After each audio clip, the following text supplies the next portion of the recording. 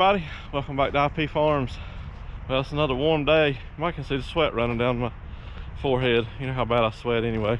It's about 72 right now, enjoying it.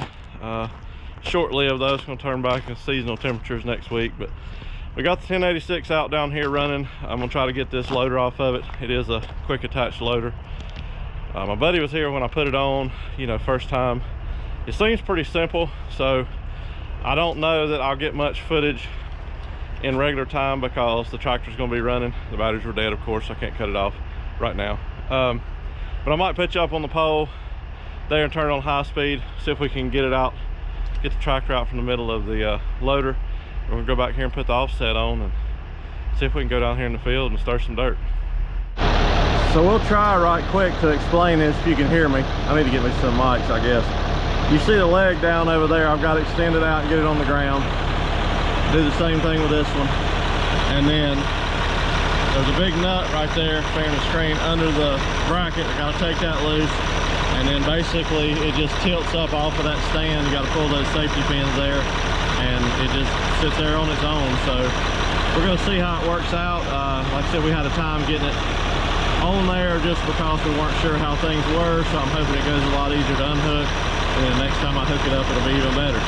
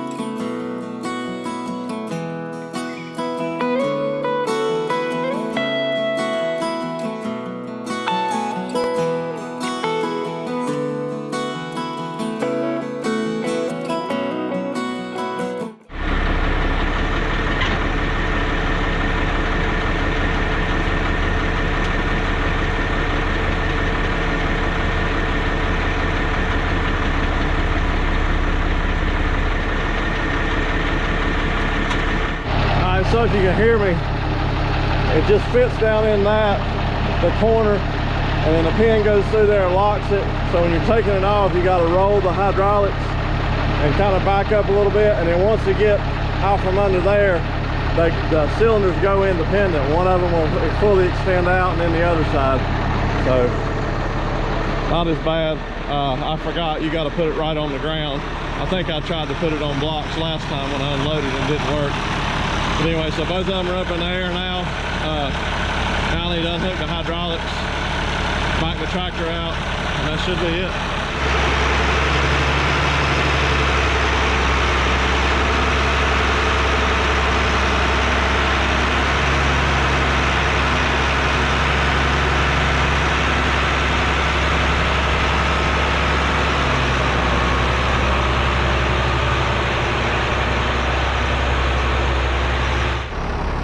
Well, that was pretty much uneventful. It's very tight getting out, and like I said, I'm not, there's a little bit of slop in all the feet and everything. I really need to pour me a couple of footers for those feet to sit on. They're flipped over, number one, but I'll get down here and jack up one side and get it sitting on something right now. If I would go ahead and do the joystick like I'd planned in the beginning, then I would have short hoses. That's the only thing. I mean, the hoses are like 12 feet long to run from everything all the way back to the remotes. But other than that, pretty much self-explanatory. So you go back in, you just pull under it like we did, hook the hydraulic lines up. We'll fold those back down onto the bracket. Once you get it tight, put that pin through it, and then just tighten that nut up. That holds it down. Hook the hoses up, and you're good to go. So shouldn't be too bad at all. The 1086 looks better already. Got to go down here to the shop and go over a few things before we get it hooked to the offset. I don't know if we'll get in the field today or not, but let's go see what we can do. Well, we gave everything a good going over. Greased everything. I had to tighten up the steering cylinder bolt, works loose, and clean my windshield up a little bit. It's getting late in the day. I'm gonna go down here and hook up the offset, and we might run down there and make a pass or two if it's doing okay. you know, we got lights, I'll see how long it takes me. See how it's gonna work up with just the offset. I don't know if I want to really chisel plow it. Honestly, I just really want to just get it halfway chopped up, and then we'll do everything, and I'll run the finished disc over it, fertilize, and then we'll plant it. So I don't want to get too involved. We'll get out here and see what it looks like. So we get the offset hooked up.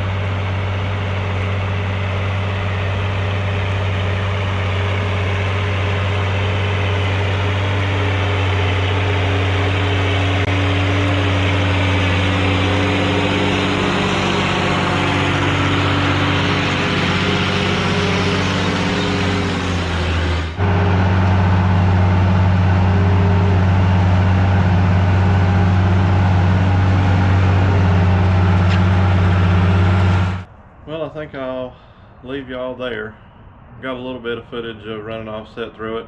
We'll get a little bit more. I don't want to stretch the videos out too long on stuff that you've all seen. It's all tillage work and farming, of course, but worked out pretty good. I'm very pleased with the long shots there on the field.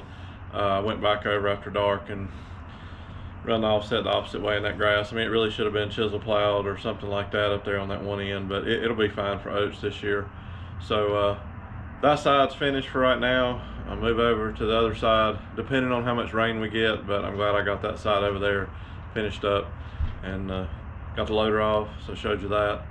So let me know if you guys want to see some longer videos of tillage and stuff. I'd like to get the drone up, but again, it's just so hard with me, you know, doing it myself, trying to drive the tractor and fly the drone. It's hard enough trying to get video with my phone and the GoPro here. But anyway, really appreciate everything, guys. Thank you for following on the journey with me.